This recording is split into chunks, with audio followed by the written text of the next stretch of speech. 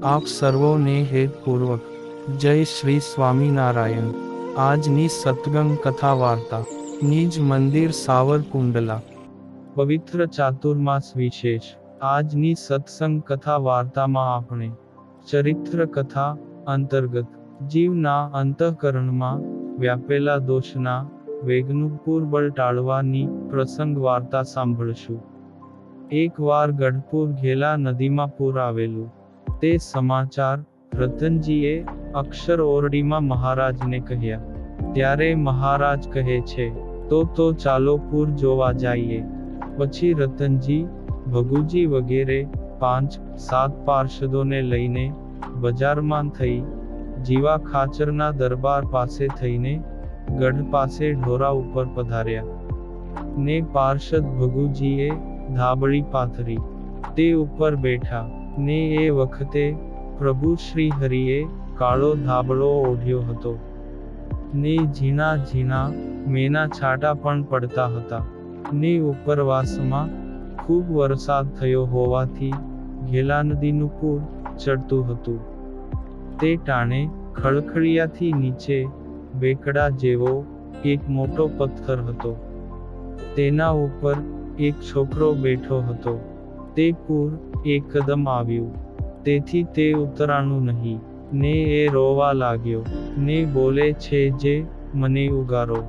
તે વખતે ગામમાંથી તેનો બાપ આવ્યો, ને મહારાજને પગે લાગીને બોલ્યો કે, હે મહારાજ, મારો દીકરો ઓલ્યા બેકડા ઉપર રહી ગયો છે, ને પૂર આવી ગયું છે, ને પાણી ચો તરફ ફરી વળ્યું છે, માટે તમે દયા કરીને તે મારા દીકરાને પૂરના પાણીથી ઉતરાવી આપો। ત્યારે કરુણા નિધાન શ્રી હરિએ રતનજીને મોકલ્યા। તે પાણીમાં પડીને તે છોકરાને ઉતારી લાવ્યા। ત્યારે તે છોકરો મહારાજને પગે લાગ્યો, ને તેનો બાપ પણ પગે લાગ્યો, ને બોલ્યો કે, હે મહારાજ, તમે મને આ મનખ્યામાં રાખ્યો, નહીતર તો આજ બીજો કોઈ ઉગરવાનો આરો નહોતો। ત્યાર પછી તો ધડીના ચોથા ભાગમાં જ ઘેલામાં પાણી અથાક આવ્યું। ને બેઉ કાંઠે ઘેલા નદીમાં હોય, તેથી પેલું બેકડું તો બુડી ગયું, ને ખરેખરું પાણી તો ચો તરફ ફેલાઈ ગયું। તે વખતે મહારાજે દાદા ખાચર તથા ભગુજી વગેરે આગળ વાત કરી જે આ પૂરમાં હવે હાથી, ઘોડા કે ઊંટ તે બધા તણાઈ જાય, પણ સવારે પાણીનું પૂર સાવ ઉતરી જશે, ત્યારે નાના છોકરા પણ ઓલે કાંઠે વયા જશે। તેમજ આ જીવના હૃદયમાં દોષ રહ્યા છે, ને તેનું પૂર એ તો કામાતુર, ક્રોધાતુર, લોભાતુર, સ્નેહાતુર, ને માનાતુર, તેમ જીવના અંતઃકરણમાં વેગનું પૂર આવે છે। તે પૂરનું બળ ટાળવા માટે એક આત્મનિષ્ઠા અને બીજું ભગવાનના મહાત્મ્યનું બળ એ રાખે, તો તે ટળી જાય। એટલી વાત કરી ત્યાં તો વરસાદના છાંટા વધારે આવવા લાગ્યા। ત્યારે મહારાજ કહે કે, હવે સહુ દરબાર ગઢમાં પાછા ચાલો। એટલે સહુ દરબાર ગઢમાં આવ્યા, ને ત્યાં જઈ ભીના વસ્ત્ર બદલાવીને કોરાન શ્વેત વસ્ત્ર ધારણ કરીને શ્રી વાસુદેવ નારાયણને ઓરડે ઢોલિયા ઉપર બિરાજમાન થયા, ને આરતી ગોળી બોલી રહ્યા। ત્યાં બ્રહ્મચારી થાળ લાવ્યા, એટલે શ્રીજી મહારાજ જમવા બેઠા। તે ખીચડી ને કઢી જમ્યા, પછી દૂધ પૂરી જમીને ચડું કરી મુખવાસ જમ્યા, ને દાદા ખાચરને પ્રસાદી નો થાળ આપ્યો, ને પોતે અક્ષર ઓરડીએ પોઢવા પધાર્યા હતા। વળી એક સમયને વિશે શ્રીજી મહારાજે ગઢપુરથી માંગરોળ શેઠ ગોવર્ધનભાઈ ઉપર કાગળ લખ્યો કે, આ કાગળ વાંચીને અષ્ટમીના સમયા ઉપર ગઢડે આવજો।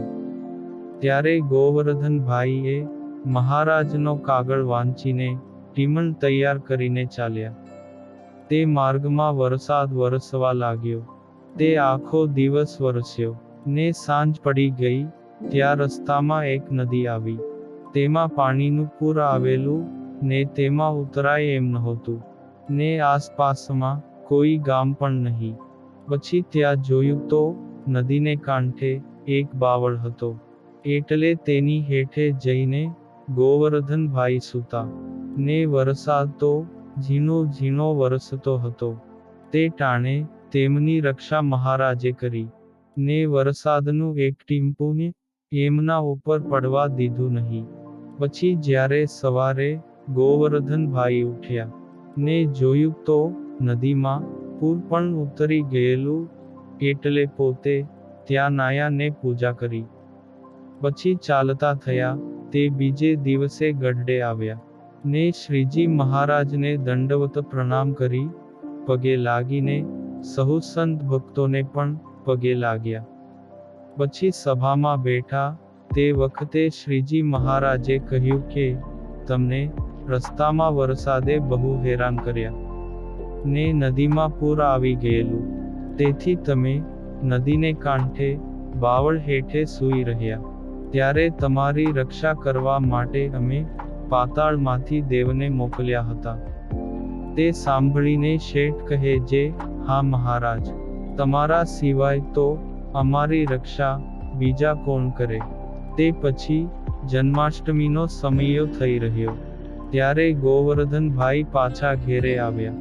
વળી એક વખત ગોવર્ધનભાઈના ગામ માંગરોળ બંદરમાં ઘણાક સંતો હરિભક્તોને સાથે લઈને સંવત 1944ની સાલમાં ધર્મ ધુરંધર આચાર્ય શ્રી વિહારીલાલજી મહારાજ તીર્થયાત્રા કરવા પધારેલા.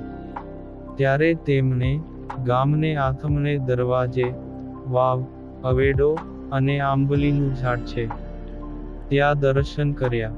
પછી વિહારીલાલજી મહારાજે જૂનાગઢના અક્ષર સ્વરૂપ દાસ સ્વામીને તથા ત્યાંના શેઠ માણેકચંદભાઈને કહ્યું કે આ પ્રસાદીની જગ્યા દરબાર પાસેથી વેચાતી લઈ લેજો. એમ આજ્ઞા કરીને પછી આચાર્ય મહારાજ શ્રી ત્યાં 2 દિવસ રહીને માળિયા ગામે પધાર્યા હતા. પછી થોડો સમય વીત્યે મહારાજ શ્રીની આજ્ઞા પ્રમાણે સદ્ગુરુ શ્રી અક્ષર સ્વરૂપ દાસ સ્વામી ગામ માંગરોળમાં આવ્યા, ને 2 દિવસ રહીને શેઠ માણેકચંદભાઈને કહી તે જગ્યા વેચાતી લેવરાવી, ને પછી ફરતો વંડો કરાવી માઢ સહિત દરવાજો ને 2 ઓરડા કરાવ્યા, તથા કૂવો ગળાવીને જે કુંડીઓ હતી તે વાવથી આથમણી કોર મુકાવી દીધી, ને વાવની માથે ઉત્તરાદી તરફ ફ્રન્ટ કરાવ્યો, ને જે ઠેકાણે અવેડો હતો તે ઠેકાણે શ્રીજી મહારાજે 8 માસ રહીને સદાવ્રત દીધેલું, તથા હજારો માણસોને સમાધિ પણ કરાવી, ને ગામમાંથી આવેલા મતપંથીઓને પોતપોતાના ઈષ્ટદેવના દર્શન કરાવીને આવા ઘણા ચમત્કાર જણાવ્યા હતા. તેવી તે મહાપ્રસાદીની જગ્યાએ અક્ષર સ્વરૂપદાસ સ્વામીએ રાજકોટના કડિયા મિસ્ત્રી કરસનભાઈ પાસેથી ₹500 લઈ મોટો પરથાર કરાવીને છત્રી પણ કરાવી, ને તેમાં પંચાળાના પ્રસાદીના પથરામાં ચરણારવિંદ કરાવીને ત્યાં પધરાવ્યા છે, જે હાલ પણ સહુ સંતો હરિભક્તને દર્શન તથા શ્રી હરિની પ્રસાદીનું સ્મરણ થાય છે. માંગરોળમાં આ પ્રસાદી સ્થાનોએ કાયમ દર્શન કરતા એવા હરિભક્ત રબિયા મંછારામભાઈ માંદા થયા, ને દેહ મેલવા ટાણે ગામમાંથી સત્સંગીને બોલાવ્યા. ત્યારે સર્વે હરિભક્તો ભેગા થઈને આવ્યા. ત્યારે તેમની આગળ મંછારામભાઈ બોલ્યા કે હવે મારે ધામમાં જાવું છે, માટે તમે સહુ ભલે આવ્યા, હવે કીર્તન બોલો. પછી હરિભક્તોએ કીર્તન બોલીને ધૂન કરી. પછી મંછારામભાઈ બોલ્યા કે હવે રાખો. જુઓ, આ શ્રીજી મહારાજ હજારો સંત સાથે વિમાન, પાલખી તથા હાથી ઘોડા લઈને મને તેડવા આવ્યા છે. એમ કહીને પોતાના દીકરાને ભલામણ કરી કે સત્સંગ ખરેખરો રાખજો ને મારી પાછળ જૂનાગઢમાં સાધુઓને રસોઈ દેજો ને હવે ગાયનું છાણ લાવીને લીપો. ત્યારે એમના દીકરાઓએ તેમ કર્યું. પછી મંછારામભાઈ સ્વામિનારાયણ સ્વામિનારાયણ એમ ધૂન કરતા થકા બોલતા ચાલતા આ પંચ મહાભૂતનો દેહ મેલીને ધામમાં ગયા. તે વખતે તેમના ઘરની આસપાસ રહેનારા ઘણા માણસોને વિમાન પાલખી વગેરે સહિત સંતો તથા શ્રીજી મહારાજના દર્શન થયા ને બધે તેજ થઈ ગયું. તેવું આશ્ચર્ય જોઈને ઘણા માણસો બોલ્યા જે આવો પ્રતાપ દેખાડીને દેહ મેલવો એ તો ખરેખરા સત્સંગી હોય, તેમને જ આવું બને છે. આવો પ્રતાપ દેખાડીને દેહ મેલતા આજ સુધી આપણે કોઈને દીઠા નથી. આ તો સ્વામિનારાયણ ભગવાનનો પ્રતાપ બહુ મોટો છે એમ બહુ આશ્ચર્ય પામ્યા. આ પ્રસંગ આજે સત્સંગ સાગરના મોતીમાંથી સાંભળ્યો અને હવે પછીની કથા વાર્તા આપણે આગળના ભાગમાં સાંભળશું. અત્યારે આપ સર્વોને ભાવથી જય શ્રી સ્વામિનારાયણ.